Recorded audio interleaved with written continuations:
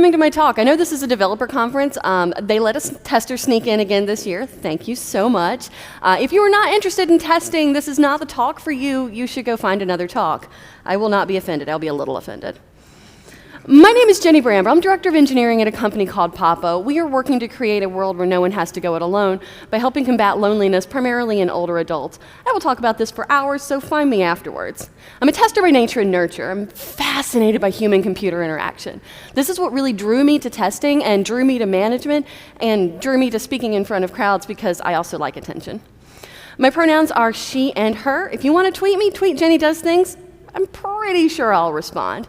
And if we are following along at home, I have dropped a link to some slides there, and I am watching the chat. So if you're online and you have a question, feel free to drop it in there, and I may or may not respond. This is going to be a lot faster than most of my presentations.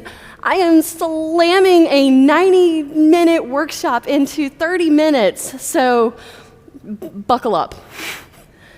With that, I have a couple of things here if you want to follow along with the slides. Speaker Deck is my favorite, but it doesn't seem to be uploading my deck properly. So I'm going to recommend hitting the Google Drive. You'll see these QR codes again later. The slides do have a lot of text on them, which I don't particularly like doing, but that's so they can serve as a resource. My goal with this talk is to help y'all write better tests, because we really, really want to know that we're writing good code. We do a lot of things where we tell developers, hey, write some unit tests, and you write some unit tests, but what are you actually testing? We never talk about the mechanics of testing.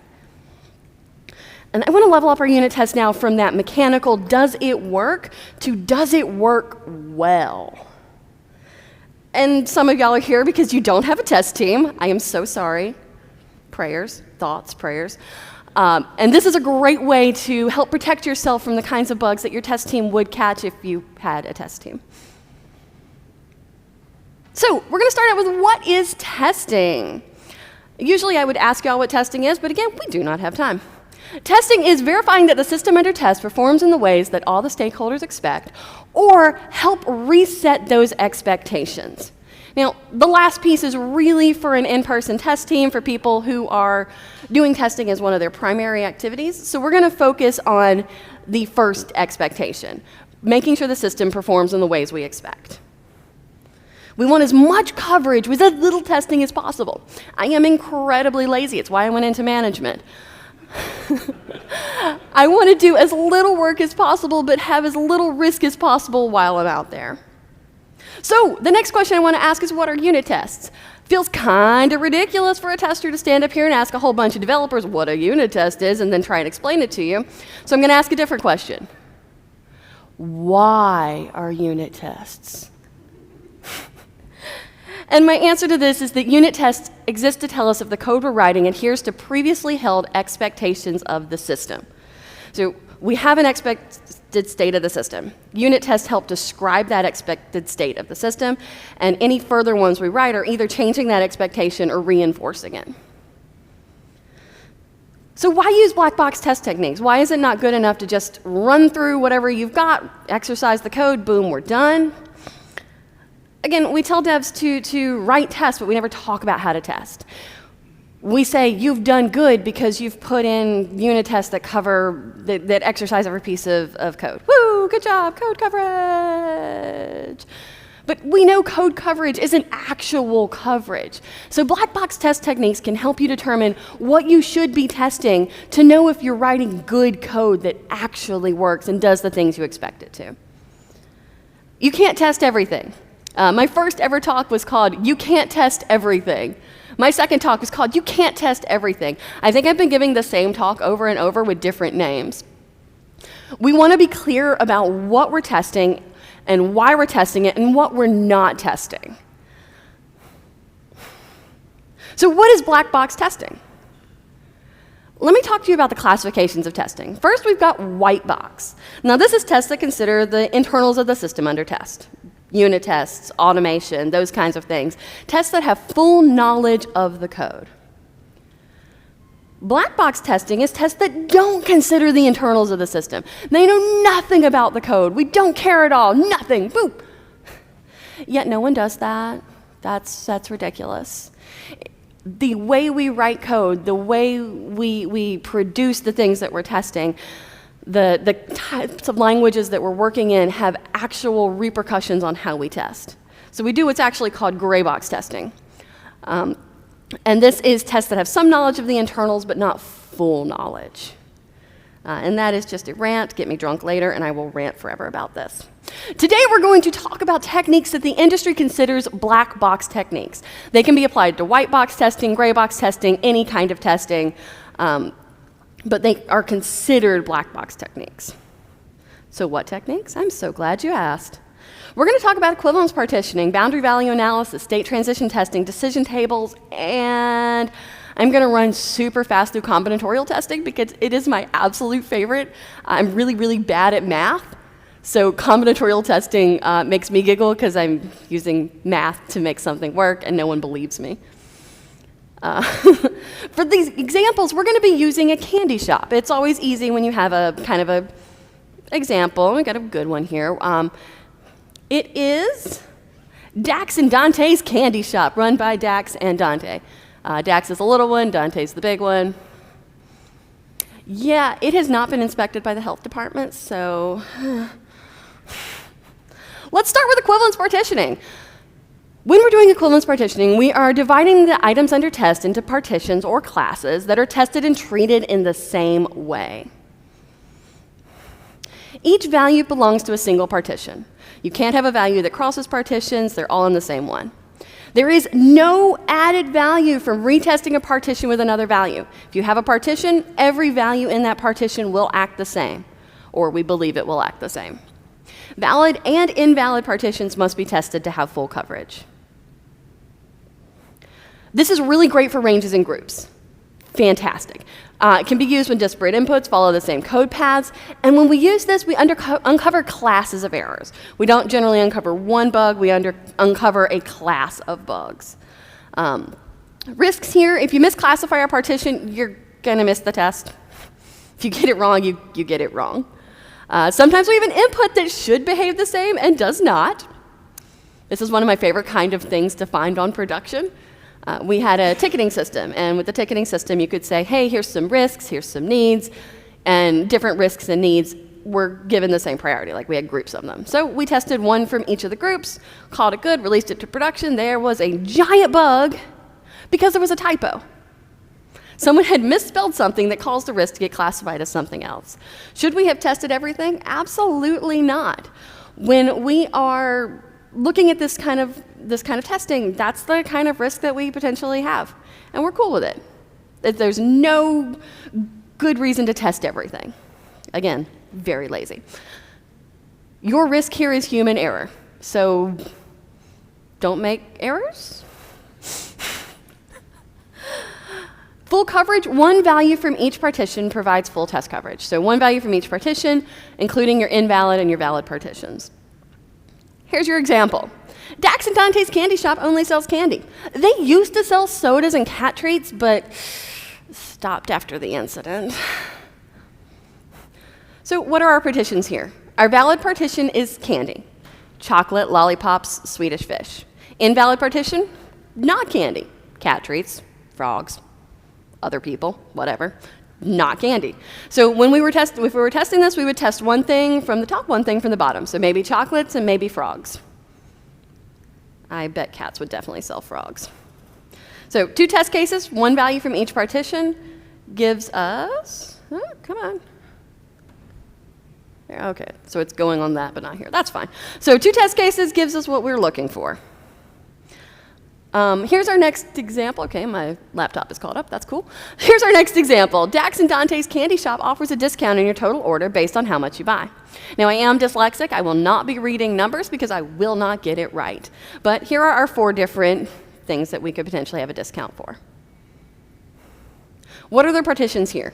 Now, when I've got something like this, it's way easier to draw it out because, again, bad at math, good at pictures. That's going to look like this. We've got our invalid partition. We've got a section with no discount, 5% discount, 10%, 20%. And when we've got it drawn out like this, we can see that there's 1, 2, 3, 4, 5 Perfect. And we know that everything within that partition is treated the same. Everything in the no discount is going to be no discount. Everything in the 5% is going to be 5%. So it's an equivalence partition or class. What are our partitions? Boom, there we go. How many test cases for full coverage? 5, with 1 value from each partition. So if we were writing a unit test here and we wrote 5 unit tests, we would cover all of our partitions, all of our classes, and we could talk to our tester and be like, hey, I did your job for you.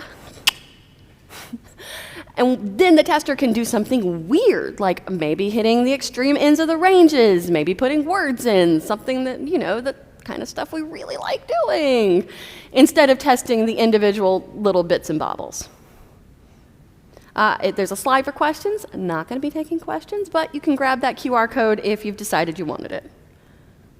Boundary value analysis is our next technique. And this is where we identify and interrogate the values at the boundaries of inputs. Testers are creative people, except when it comes to naming. We just name it what it is. So boundaries are where we see special cases. They're the edges of our inputs. It's where we see edge cases. And yes, that makes me laugh every time. This is where we can find our edge cases. 2-value boundary value analysis is where we test above and below. 3 values, we test above, below, and at the boundary.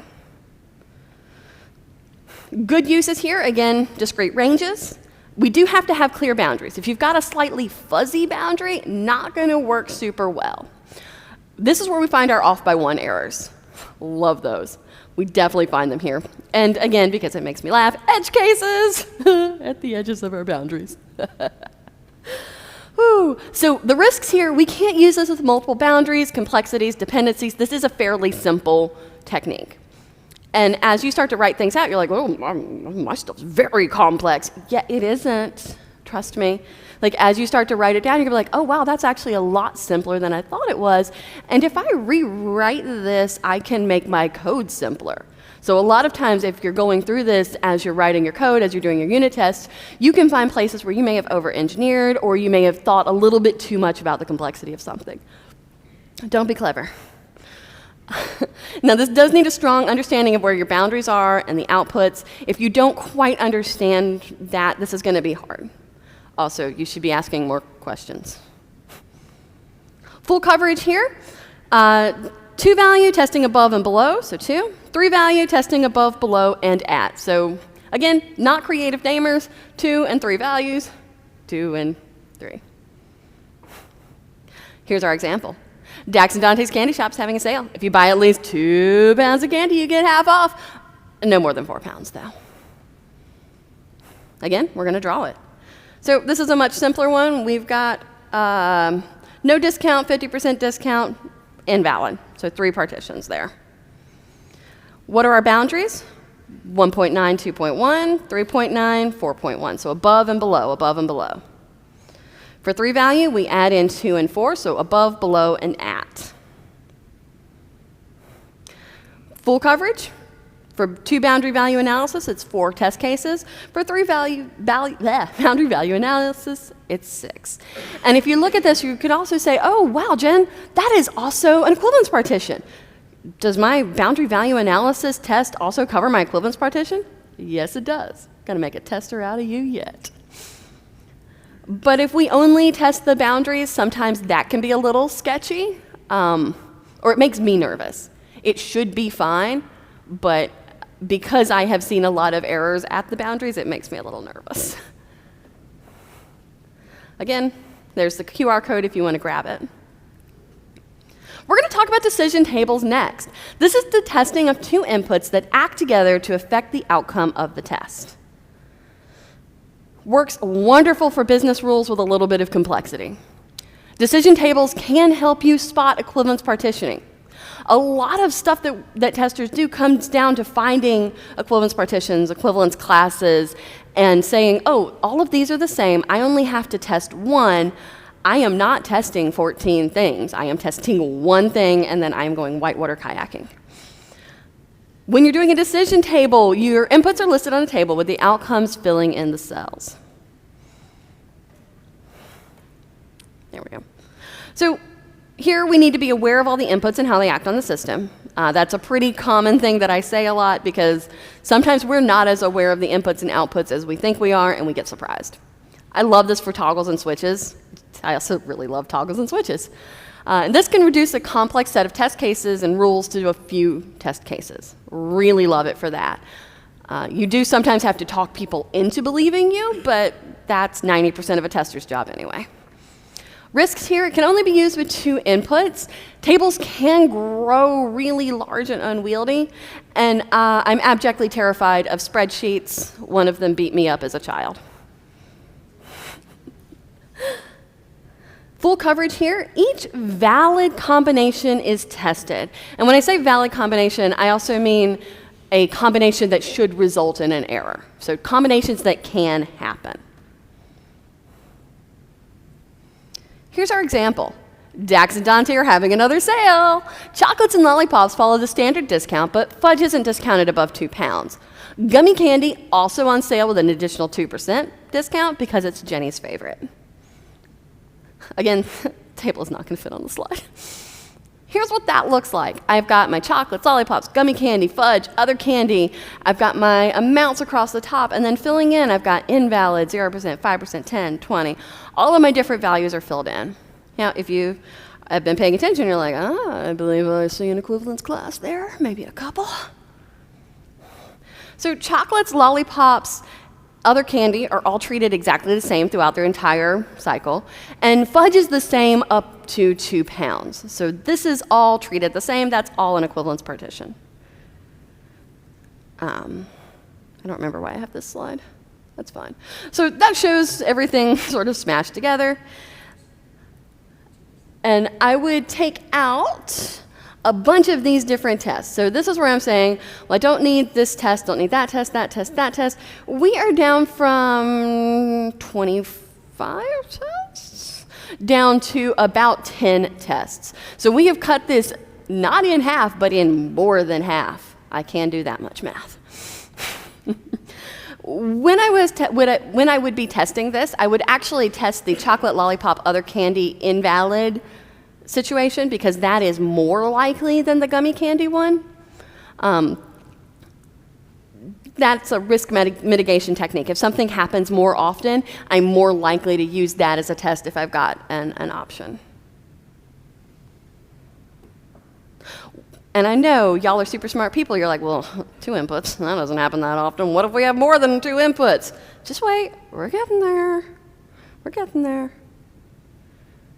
Combinatorial testing. Now, this is my favorite technique. I just love it. I just love it. This is testing lots and lots of inputs that may act together to affect the outcome of our testing. So this works really, really well for complex business rules, especially with lots of complexity. Lots of different inputs. Combinatorial testing is like, give me more. This is also called pairwise testing or all pairs testing. Those names are more descriptive and better, but I like the word combinatorial a lot more, so that's what I tend to use. Inputs are, again, listed like a decision table with your outcomes filling in the cells. Again, got to be aware of all your inputs. This one in particular, if you're missing an input, you're going to mess up your testing. And this can dramatically reduce a complex set of rules to only a few test cases. Some of the risks here, it can take a hot minute to convince people this works. I definitely had a product owner argue with me about combinatorial testing. He's like, that can't possibly work. And I'm like, let me show you the math. And he's like, you're bad at math? I'm like, yeah, I'm bad at math. It's also hard to put these together. Like, this can take a while to put it together. There are tools that will do the pairing for you. Use the tools. Love the tools. Each pair is represented in a test, gives us full coverage. That's why it's called all pairs, because we're testing all pairs. Again, we're not creative namers. So here's our example. Dax and Dante offer chocolates, lollipops, fudge, or gummy candy. You can package it to go, or you can eat it in store. Now, if you get it to go, you can also get it gift wrapped, except lollipops. We don't gift wrap lollipops. We offer several different colors. Chocolate and fudge are available in gluten-free versions, but it's a little bit more. Candy can be purchased in 0.1 pound increments from 1 to 10 using the previously described discount structure. All right, I have another follow along for y'all because we're about to get deep into spreadsheet land. If you go ahead and grab this spreadsheet, you're going to see a whole bunch of different, there we go, a whole bunch of different sheets on there. There's like slide 1, slide 2, slide 3, to give you an idea of the things that we're going through here. And for those of y'all following along online, I just dropped the link into chat. Don't worry, oh, some other people need it. There you go. I'm watching phones like, I feel like a rock star, except y'all aren't pointing them at me. Okay, so again, table. Not gonna fit on this slide, not gonna fit on the next slide. Buckle up, Buttercup. Here's our list. The first thing we wanna do is list out all of the variables we've got. All of our types of candy, our types of packaging, our types of gift wrap, our colors, gluten-free, and we're actually gonna leave off amount to purchase because it makes it just too big. But when we would be thinking what amounts to purchase we would be potentially doing, we'd look at our equivalence partitions and we'd say, okay, 1 from each. So just with these things, 96 test cases to test all combinations. I don't know about y'all, but ain't nobody got time for that. Absolutely not. I will quit my job and go live in the mountains. I won't. Okay, but we can actually combine some of this stuff. If it's not gift wrapped, you can't have a color of gift wrap. So instead, we're going to say blue, yellow, green, and not gift wrap for our color of gift wrap. That takes us down to 64 test cases. Still not okay. Not going to do 64 test cases. We're going to start to fill in our tables. We've got all of our variables defined and described. We're going to start filling in that table. We're going to start with a variable that has the most options and repeat it as many times as the variable that has the next most options. Again, there's your slides. What does that look like? It looks like this. So you'll see chocolates, gummy candy, fudge, lollipop under blue gift wrap. Chocolates, gummy candy, fudge, lollipops under yellow, under green, under no. So now I've got all the pairs represented. There's a color of gift wrap for every gummy candy. That pair is represented, and so forth. The next thing we do is we fill in the next column. As we do, we ensure that there is a representative of each pair of the previous and current columns. Again, all pairs testing, all pairs represented. So we're going to do to go, in store, to go, in store, and you'll see that these are a little bit out of order. It's not just to go, in store, to go, in store, to go, in store. Because I want to make sure for every chocolate there's a to go and there's an in store. For every chocolate there's a blue, a yellow, a green, a no. And I want to do that for each one of these. So I'm just listing and listing and listing. We're 3 variables deep and only 17 test cases, down from 96. Thank you, Jenny. You're welcome. Keep doing that over and over and over for each variable. And you can see how if you had a bunch of variables, this would take you a long time. Use a tool. I did not use a tool for this. It took me way longer than it should have. This is the most important thing for this type of testing. If you get this wrong, you get the test wrong. So just be careful. And you may need to add some extra rows here and there just to make sure that all of your pairs are represented. When I do this, any variable that doesn't matter, I just leave blank, because it doesn't matter. I can pick whatever the heck I want. My final thing is going to start to look like this. So I've got my gluten-free, I've got my packaging, I've got my gift wrap, got my types of candy, super fun. But there are some invalid test cases, so we can start pulling those out. And I know y'all probably were like, Jenny, there's some invalid test cases there, what are you doing? But you do want to fill in everything before you start pulling out the invalid ones, just to make sure that you're getting what you expect. You can't gift wrap an in-store purchase, can't gift wrap lollipops, and only fudge and chocolate can be gluten-free. So we're going to go ahead and pull some of those out. But then we have to add some more stuff in to make sure that all pairs are represented. So my final set of test cases looks like this. I've got 15.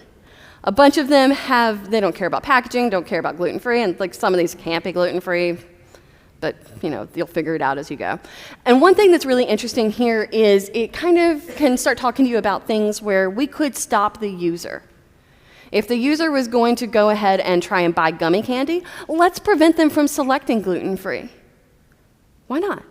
If they're going to pick in-store, let's prevent them from doing something else. Let's make sure that we are doing things in our code that prevent people from doing things we don't want them to do. So we went from 96 to 15 test cases. And you might say, well, Jenny, that's not that bad. It's fine. In a real-world example for my current job, we went from 720 down to 12. The more variables you got, the more fun this is. Here's a couple of tools, hexawise and pairwise. Love them both. Have not actually used pairwise in a hot minute. I believe that one's free, and hexawise may have like a paid version. The last technique we're going to talk about is state transition testing, and this focuses on events that move the system from one state to another. Mostly, I just really like getting up in front of a bunch of developers and talking about state and seeing if anybody has any tomatoes in their pockets. The system can only be in one state at a time. A distinct event results in the transition into or out of a state, but multiple events can move things into and out of the same state. Coverage is described in switches. One transition is 0 switch, 2 transitions is 1 switch, so it's basically n-1 for your switches. There we go. Each state should only be affected by the transition before, or at most the state just before that. Write down your states. You're going to be really surprised at how stateful things are and how you can make things feel stateful. Now, again, you have to have a clear understanding of your states and your events and all of that. And if you need more than one switch coverage, you have done something wrong with your life. You need to reevaluate it. You need to go to rehab. I don't know. But if you need more than one switch coverage, something is very wrong. So don't need that. Testing each transition once provides full coverage. Here's our example. Dax and Dante's Candy Shop is a delivery app. When an order is ready, it's pending. Driver can accept the order or reject it before they pick it up. If they don't reject it, it moves to on the way. From there, it should be delivered. Should be. But if the driver has an issue, they can return it and another driver can pick it up. And sometimes the drivers eat the orders. What can you do, man? The cats. Here's what this looks like if I draw it out in a diagram. I'm not going to go all the way through this because it's a lot and I am at 7 minutes. Another way you can do this is to make another spreadsheet. I know I said I was allergic to spreadsheets, but apparently most of my life is spreadsheets. That's why I went into management. My joke is that anything I don't like is why I went into management. So you've got your states on the side, you've got your events across the top, and then you'll fill in your cells again with what you expect your outcome to be. Generally, when testers do something, we want our outcomes to be in our cells. There is probably a joke in there that I'm not going to make. That's what it's going to look like for this example. Now, there's a lot of blank things because there's a lot of states where nothing happens.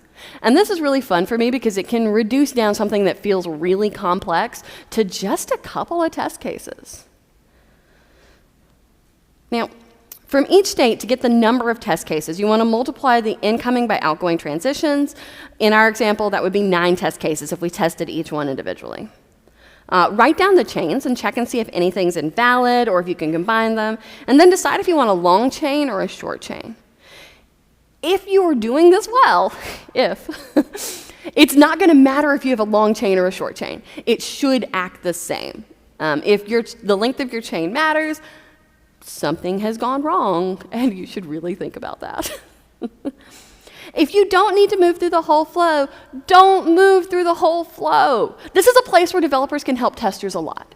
A lot of times when we've got something stateful, testers have to do a lot of work to get it into that state. But if y'all can provide us a tool that moves something into a state or puts something in a state magically, please do that. They will love you. I will love you. I will personally love you. We have this at my job a lot. It's a gig economy app that does visits, people go places, and a lot of times I care about confirmed and the states around that. I don't care about any of the other states. So if I can have someone just put it in that state magically, thank you and please. So this is what some of the test cases might look like. Now I've got 4 listed out here, but really I could probably break this down to just 2 because I really only have 2 terminal states that I care about. If you're like, oh, Jenny, that's not too bad, here's an example from my real life job. Each one of those colors is an application that could be acting on our data to move things back and forth to states. I believe there are 72 transitions represented in this, and looking at it, I realized I forgot a couple. So we can reduce this crazy mess down to something very, very simple if we look at some state transition testing. Big takeaway here, be aware of how states interact and what your minimum viable testing is. Boop. Whew, oh my gosh, I can't believe we got through all of that and there's 4 minutes left. So these techniques are presented to help you understand what testing is and how we as testers approach it, and how I think it can help you approach your unit tests and simplify some of your coding as you start thinking about the testing. I wanted you to have the ability to take those unit tests just a little deeper, just a little bit. Doesn't have to be a ton, just a little bit. And I want you to be able to sit down with your test team and include them in code reviews. If you have some of the language that we use, you can sit down with us and say, hey, I've looked at the equivalence partitions. I have done that for these 4 unit tests. And I'll say, oh, thank God I don't have to test that. And thank God you understand. When we start talking the same language, we can really make a lot of great changes for ourselves. And sometimes we think our systems are more complex than they really are. When you start looking at the testing, when I start looking at the testing, a lot of times I'll say, do we need to test that? What's the complexity there? What's our risk there? So by using some of these techniques, we can bring it back and say, okay, this isn't actually as complex as I thought it was. That's pretty freaking cool. So we talked about equivalence partition, boundary value analysis, 2 and 3. Talked about state transition, talked about decision tables, talked about combinatorial or pairwise testing. Gave you all a couple of resources. I will be posting these slides. There is a link in the online version, and I will be posting them wherever else I can. Whew.